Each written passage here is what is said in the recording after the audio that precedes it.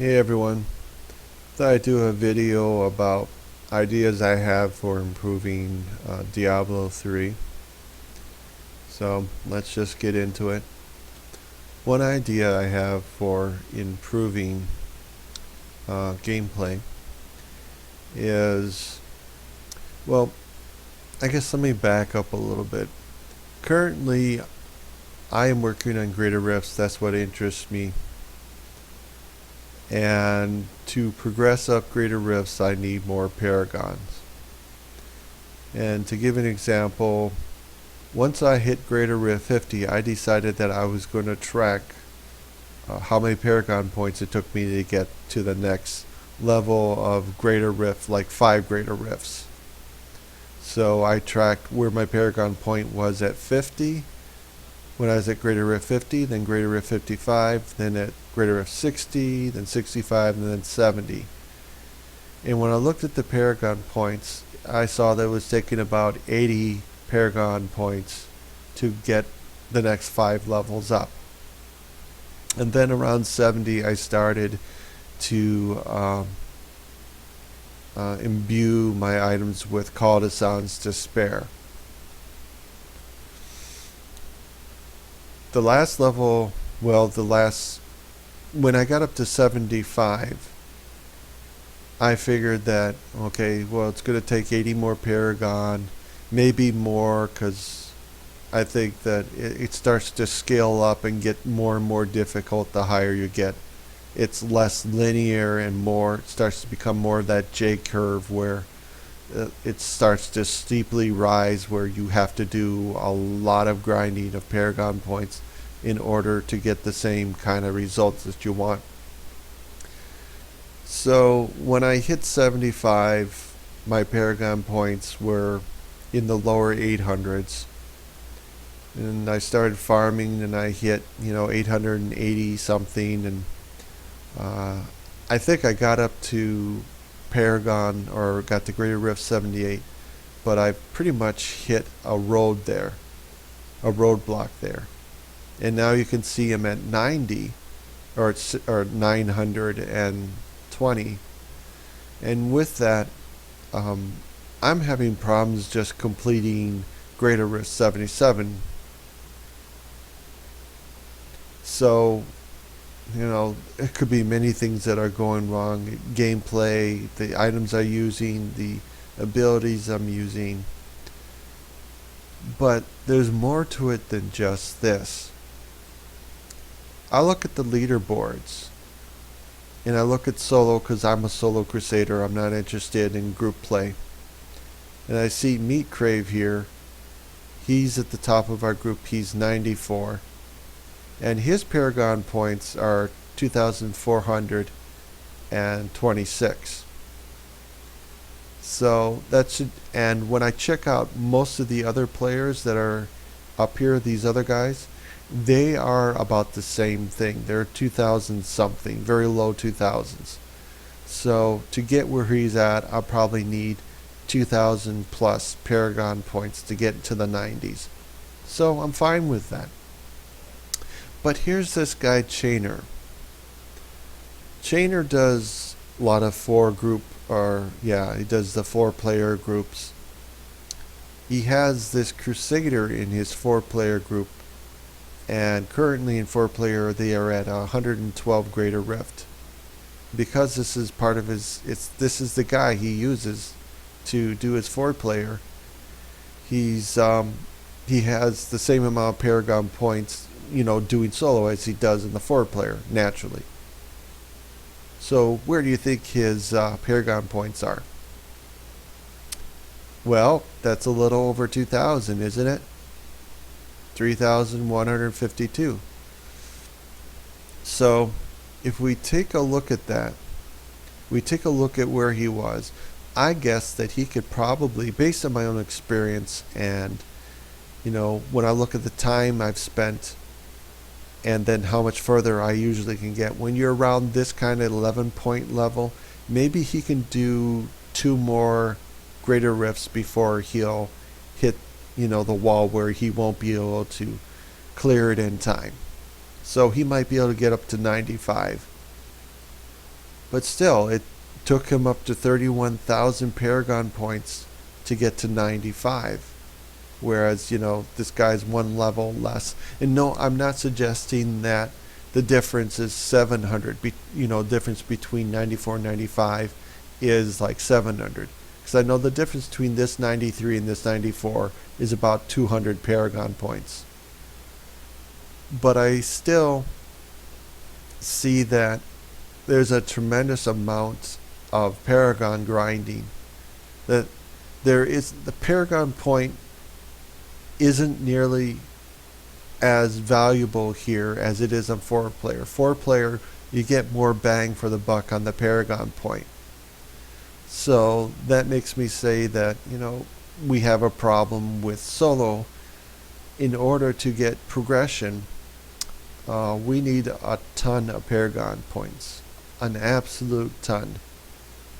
Because I doubt that this player at 3,100 Paragon points, like where this guy is going to be at the same level that this guy is in 4-player. Because, he's at the very top of the list with 3,151 Paragon points. There's no way when that other guy hits 3,100 and I don't think he's playing right now. He hasn't played in quite a while. But there's no way that he is going to. I don't even think the guy will hit 100. And here's the same guy, and this is where he's at with, with 4 players. And he has all these. The reasons why he's there is because all the buffs and, the synergy of having 3 other players that you're working with to use their abilities to help benefit you. So I have some ideas for Blizzard to help improve that experience, at least for solo players, if they want to. And one is you can take our followers, because solo players are only ones who can use followers. You can't use them in 2, 3, or 4 players. And you can take something like this, that's a specific item, a relic that the followers use, and give it an extra buff that gives me something to help increase my damage, increase my survivability, something that'll help me move on, or something to their skill. Buff a skill that will benefit and help me make it over that wall. Because right now, I'm coming up on 1,000 here. I don't know if I'll make it to 1,000 before the season ends. But I know when my seasonal character rolls over to my non-seasonal characters, I should probably have 1,200 Paragon points, if not 1,400, which would be great. And then I should be able to push over Greater Rift 80 at that point. But it just seems like solo play, that it takes more grinding. You get less benefit for the amount of effort and time that you put into it.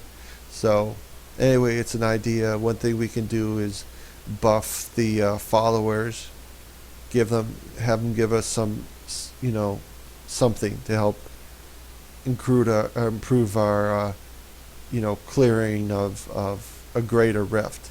Make it a little easier for us, because if what I see is correct, it almost suggests that to get where they are at 4-player, I probably need, I don't know, this is a crazy number. Perhaps I'm completely off my rocker, but maybe I need somewhere around 6,000 to 7,000 Paragon points to get a level 110 Greater Rift. And that's, I lose interest. That's just too insane. I can't really get anywhere. You can't compete with the big guys. I don't know. It's just a thought. Another thing we can do now, this is for all players, something we could do, is for many of us right now, we're grinding Paragon to improve and to get up the greater rifts. And I thought something we could do with the items that we have is In addition to being able to re-roll an undesirable property for a more desirable property, how about giving us the ability to max out the properties we have as well? So most of us know who are playing this, spending time, that many of us have billions upon billions of gold, if not trillions. And we have more than enough crafting materials. It's easy to get these things to max them out and have more than we need. So how about if you give us a gold sink and you allow us to also max out the item levels that are the main stat on these items, max out the properties. If you look at this strength, just look at the strength alone. 577 max is 650, so I can add 700 or I can add 73 to that strength. And then I have what is it, 13 items here, 13 items here. If I have, the same kind of numbers to improve, this only needs 39. But when you add that all together, I could be looking at anywhere from 700 to 1,000 points in my main stat. And same thing for like this vitality, maxing that out. Increase my survivability. Max out the chance for area damage. That cooldown reduction is already maxed out. But I can max out that golden health and pickup radius. Well, that's good. And max out the that's secondary. The first time elite pack damage is getting absorbed shield equal to 149. Well, then I can max out to 150. Why not? So that gives us something to do to work on maxing out these items. Gives us a gold sink. Something else we could do, Kanai's cube. I've heard other players in their videos complain about this. They hate farming bounties. When you're a solo player, bounties blow. When you work in a group, bounties are pretty easy to grind. But when you're doing solo, it takes forever, and you have to find a group of people if you want to go any faster. And if you're like me, I'm not interested in going in chat trying to spam to find people to farm this stuff. I would just rather do it at my own time, my own leisure.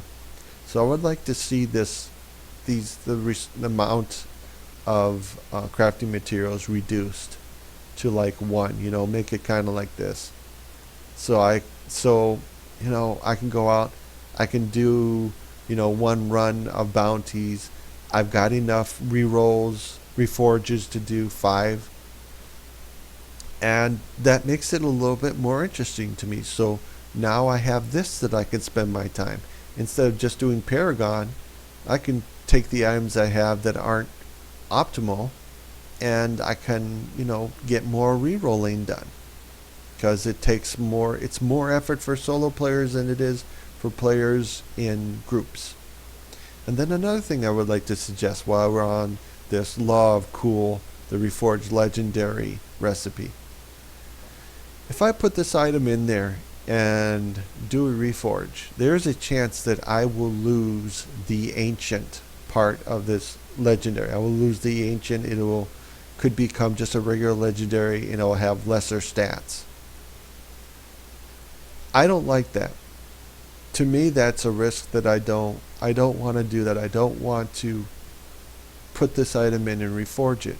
And what it means is I have to, if I want to try to get a better item, I have to go out and try to find another one. And then this becomes my reforge item that I keep reforging to see if I can get better stats.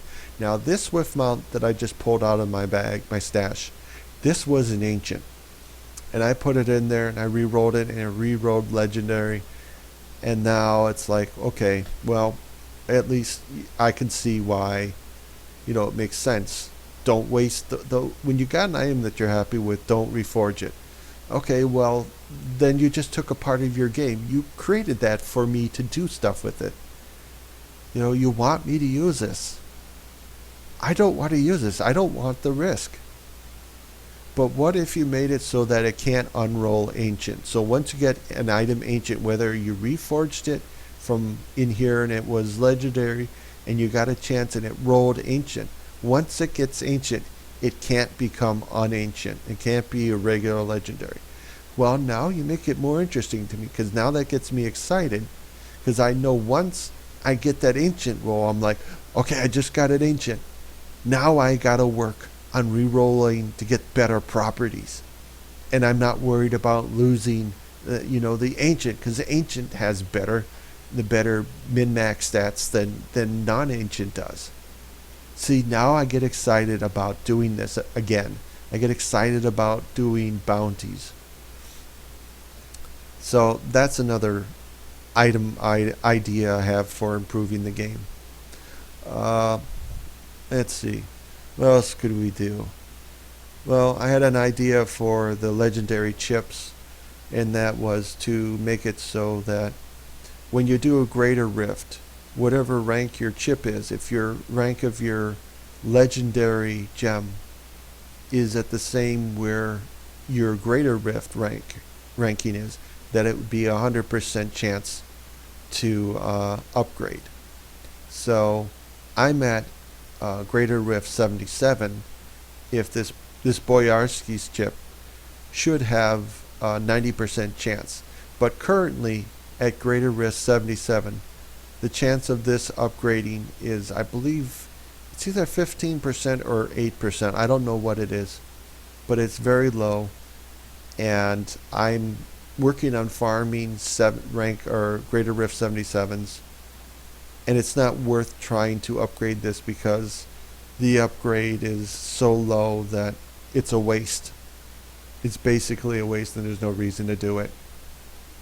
So I would like to see that changed. There were a couple more items that I was thinking about. Things that we could do to help make the game more interesting again. And I can't remember it. Oh well. That's quite a few things. I think that can help out. So anyway, that's my video for right now. If you have any ideas, throw them in the comments. Blizzard, if you happen to be listening in, thanks for your time. Hope you have given you some good ideas, some food for thought. Maybe you don't necessarily have to do it. Maybe an idea to do one thing can lead to another idea that's even better. Oh yeah, now I think about toughness. So I know that there's going to be a change to the Crusader Invoker set, and that maybe we'll be able to improve our survivability with the Invoker set. I know that you've increased its damage on its set items. Part of the problem, I know you already know this, is that players have to be careful when they're dealing with greater rifts to try not to get hit by mobs, because they do a considerable amount of damage, and many of them can one-shot you.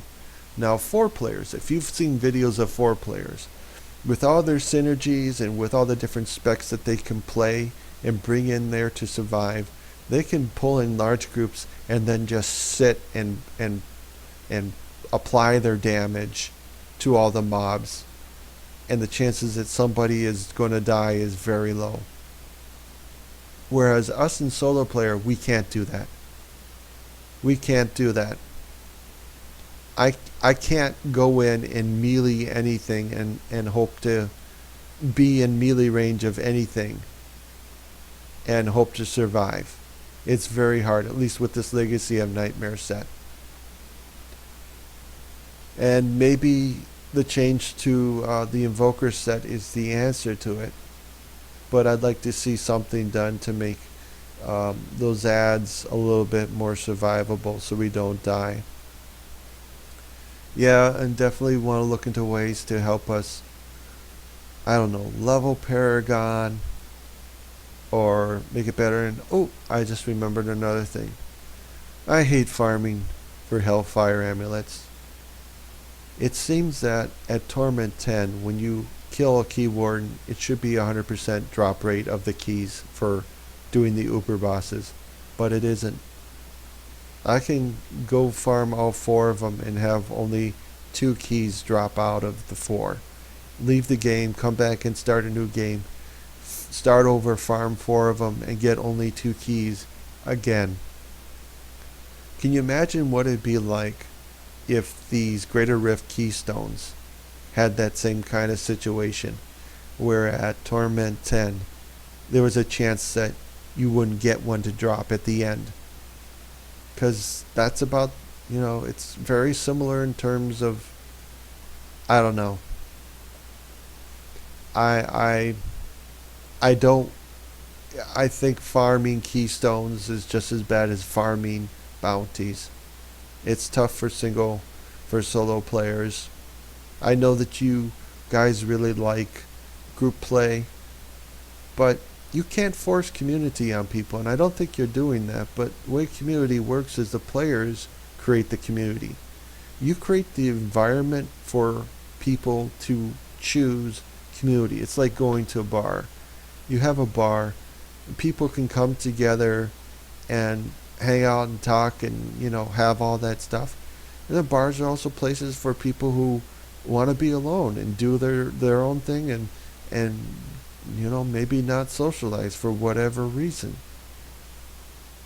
So anyway, I think that covered everything. Man, this video took too long, but okay. I think that's everything. I'm going to go back to grinding. I don't think I'm going to make Greater Rift 80 before the end of this season. I think when Season 6 begins and my seasonal character experience rolls over into my non-seasonal and I see how many Paragon points I have, I think that I will be able to hit 80 and go up. And I think my plan will be no more seasonal characters. That doesn't interest me. I don't like restarting over like that. I would much rather go back into my non-seasonal character and just see where I can take that. See where I can get when I hit 2,000 Paragon points, when I hit 3,000 Paragon points. Although personally, if I'm 2,000 Paragon points and Greater Rift 95, and then I hit 3,000 Paragon points and I can only do Greater Rift 96, that's when I'm going to say, hey, I'm not cool with this. This is not the way that this game should be working. Something needs to change. It shouldn't take me. I mean, it's going to take me a month to get 1,000 Paragon points. I'm not, hardcore. I'm not grinding 10 hours a day. That's, yeah. Then I'd say it's time. Do something. Something's got to change. Solo play shouldn't be that bad. We're getting punished a little bit too much. Or not punished, it's too much of a disadvantage. It's almost not worth doing solo play when you got to deal with that stuff. Alright. Thanks for your time. Later, dudes.